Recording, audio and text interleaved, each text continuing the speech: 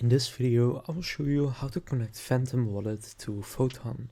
To do this, first just go to the Photon website, and from here you can see Connect Wallet with the Phantom logo right there, so you're gonna click on that. And then here it's just going to open up Phantom. Now just gonna enter your Phantom password. And then here you can choose which account you would like to connect, so then just gonna click Connect right there. And then here click on Confirm.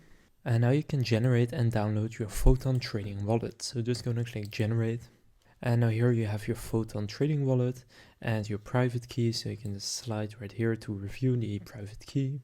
So then once you have saved it, just click I already saved it.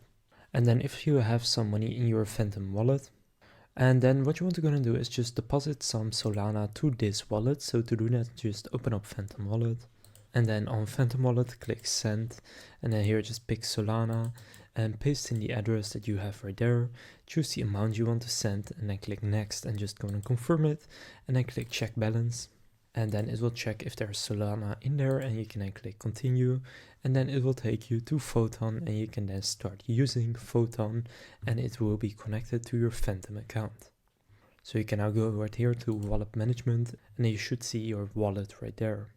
And from here you can then also deposit and withdraw if you want.